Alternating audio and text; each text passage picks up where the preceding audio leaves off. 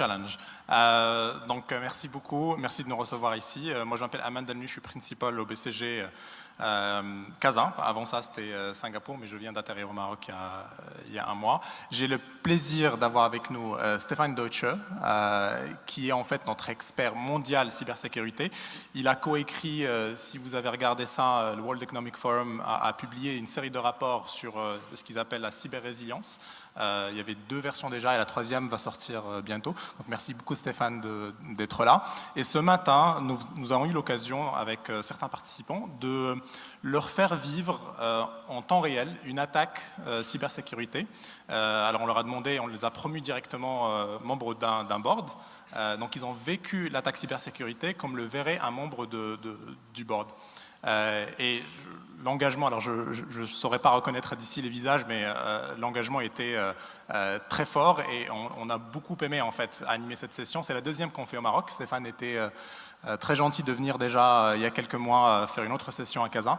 Et on n'hésitera pas à te ramener encore, si tu le veux bien, pour d'autres sessions, s'il y a suffisamment d'intérêt. Donc c'est une session qui a permis de comprendre, au-delà de vivre l'exercice et de voir la dynamique business qui peut être générée derrière une attaque cybersécurité, a permis de comprendre les quelques points qu'il faut garder en tête et un peu départager les mythes des réalités. Et peut-être je vais poser la question directement à Stéphane, lui demander de nous débriefer des 2-3 points essentiels qu'il faut garder en tête. Alors, je pense qu'on le fera en anglais parce que Stéphane a eu le temps de dormir peut-être 1h30 ce soir entre l'avion et le workshop. So, Stéphane, can you tell us a little bit about what you think are the 2-3 things people forget when they talk about cybersecurity or prepare a cybersecurity attack? Absolutely, gladly. So typically cybersecurity is seen as a technical topic, and technology is absolutely important for cybersecurity, but it's not enough.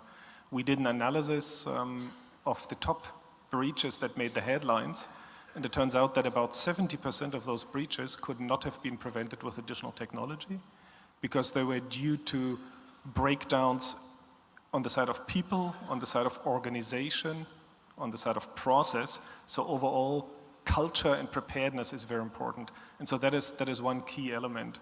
Technology without people, process, and organization isn't going to work. At the same time, of course, if you have only people and process but no technology, then it's also not going to work. So this is, I think, one of the things that's really often forgotten and deprioritized. And one other thing I think that we discussed a lot in the workshop this morning was what's the role of a board or a management team beyond what we think is the role of a CIO? What's the role of the business people, whether at the management team level or the board level? Yes, that's an important question, and this is also why this attack simulation that we did put every participant in the shoes of a board member. So we said, forget what you are right now. Imagine you are part of an oversight board or of a managing board. The boards actually have the responsibility to set the tone and set the boundary conditions for cyber work from the top for the whole organization. They also have to help the management team to prepare. And there's many decisions to be prepared. For instance, if you start thinking in an attack about your communication or about your priorities between keeping business running and maybe turning parts of your business down, then it's most likely not going to work. So the board has to make sure, management knows what the priorities are. One of my examples is, for instance, often management has the directive to save cost. That's always important. But if they're not told what the balance is between saving cost and investing, for instance, in innovation or investing in security, then they may take decisions that are not the best decisions. And so this is the role of the board.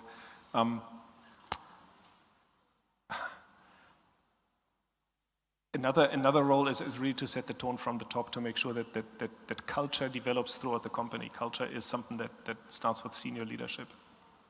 And we did have, and I think that was quite astonishing to many people in the workshop, we did have a lot of CEOs who lost their jobs right after a cybersecurity attack / failure. Can you tell us about an attack that you believe is a good example that a lot of people in the industry should learn from and understand the dynamics of how it works and how it impacts the business beyond the technical failures that are, of course, the starting point. Yes, I mean, of course, I cannot talk about clients because our work is very, very discreet, but there is a very well-known public attack that is a couple years back now on Target, a large American retailer, that also led to the CEO of the company resigning in the result of that attack. And there were numerous breakdowns on the process side, on the people side. Basically what happened is they got attacked. They did have the technology to see that the attack happened. They had a very good provider in India, Mandiant and FireEye, which is a very fine company for this type of thing, who detected it. And they reported it back to the headquarters in the United States. But it was a weekend, and so nothing happened. So there was a clear breakdown of process, and then a bit later, FBI showed up and told them something is happening. So making sure that your technology is up to date and works hand in hand with the processes in your company, I think that's really important. And I guess that's one of the key takeaways from the workshop. I mean, the people that we had the chance to work with and engage with in that simulation consistently kept coming back to the people point. Not that technology is not important, but I think the people point is 70% of the failures we see in cybersecurity attacks. To conclude, maybe I'll just switch to French for a quick conclusion, because parce que dans le contexte marocain et au-delà du Maroc d'ailleurs, il y a un élément d'accélération qui rend cette question de cybersécurité encore plus importante. On est en train d'embarquer dans des vagues de digitalisation un peu partout, sur toutes les industries. Et je pense que c'est important de comprendre que cette accélération-là, autant bien sûr elle a des impacts positifs majeurs qu'il faut jamais oublier sur le business, sur la façon dont on engage nos consommateurs, nos utilisateurs, la façon de rendre nos business et nos process internes efficients, autant ça nous expose encore plus. Et Stéphane donnait tout à l'heure un exemple très parlant, c'est que si on veut injecter de la sécurité comme un élément qui vient après le design, donc c'est comme vous avez une voiture vieille de 50 ans et vous voulez mettre un airbag, c'est super compliqué. C'est très très compliqué. Par contre, si vous réfléchissez à la conception de la voiture du départ, en concevant où sera le airbag et comment, dans le process de fabrication, on peut le mettre en place, ça devient beaucoup plus simple. Donc l'idée que je veux vous communiquer, c'est de dire on est tous en train d'enclencher ou d'accélérer des transformations digitales. C'est magnifique, c'est génial. Il ne faut pas oublier d'intégrer en natif l'élément cybersécurité. Si vous le faites au départ, c'est un coût raisonnable, on va dire, ça a toujours un coût bien sûr, mais quand vous voyez les impacts, le business case est rapidement fait. Mais si vous le faites après avoir établi votre plateforme, votre application mobile, votre API, etc., si vous le faites après, le coût est encore plus important. Il y a un coût de complexité qui sera payé si on n'y réfléchit pas au début. Donc voilà, c'est un peu le résumé de ce qu'on avait fait. Je pense qu'on a tenu le challenge de 10 minutes et on peut avoir des applaudissements pour Stéphane de l'avoir tenu. Merci. Merci à tous. Juste, je ne sais pas si Zacharias, tu as préparé une image ou une caricature pour ça. Comme ça, on va les interpeller aussi. Si je ne suis pas dedans, c'est bien. C'est fait. Alors, Amine, en 2 mots.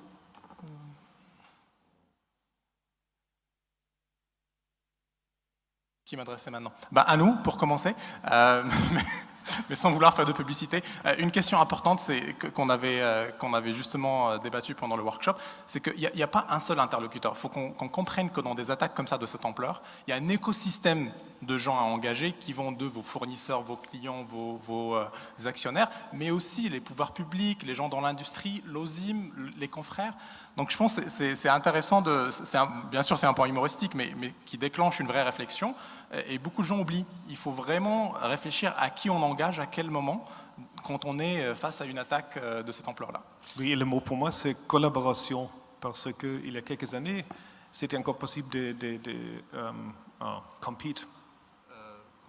De faire la concurrence sur la sécurité ou de collaborer. Mais maintenant, ces jours-ci, c'est la collaboration. On ne peut pas gagner comme une entreprise seule. Merci beaucoup Stéphane, merci beaucoup Amine. Vous avez tenu le temps. Donc on va vous applaudir et on va vous prendre en photo, s'il vous plaît.